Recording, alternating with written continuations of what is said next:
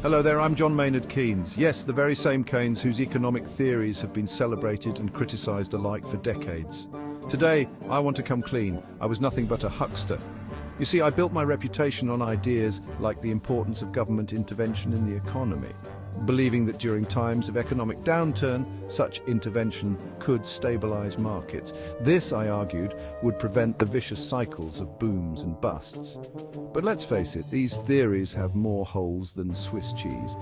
My magnum opus, the general theory of employment, interest and money, proposed that during a recession, governments should increase spending to stimulate demand.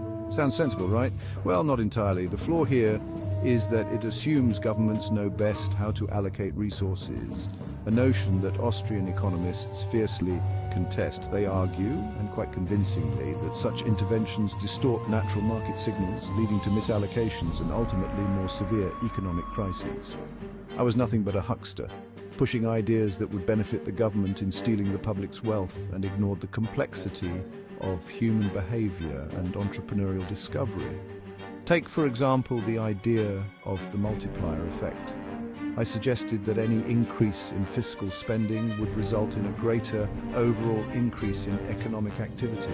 But isn't that just a bit too optimistic? Austrian economists would say so, arguing that this doesn't account for the inefficiencies and waste inherent in government spending. In reality, my theories often led to endless deficits and mounting national debt. I'll be honest with you, it was all utter garbage and I knew it. Now let's talk about inflation. I proposed that a little bit of inflation is good for the economy. But in reality, this often spiraled out of control, eroding savings and purchasing power.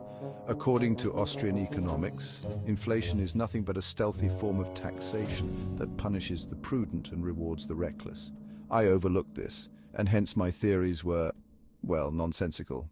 And then there's my belief in the necessity of central banking. I advocated for central banks to control the money supply and interest rates to stabilize the economy, but here's the catch.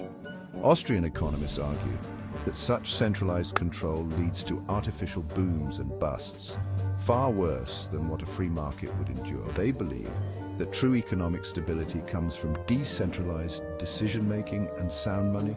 I was nothing but a huckster, selling a dream of stability that was anything but stable. In the end, my theories allowed governments to grip more control, but these were deeply flawed ideas. The Austrian economists, they saw through the veneer, recognizing the unintended consequences of my prescriptions. So, there you have it. I, John Maynard Keynes, admit that my theories were nonsense. I was nothing but a huckster. Perhaps the real lesson here is to question and scrutinize every economic theory, no matter how popular or mainstream it may be. Because in the complex world of economics, sometimes the most celebrated ideas are just, well, garbage. Thanks for listening. Until next time, keep questioning and stay curious.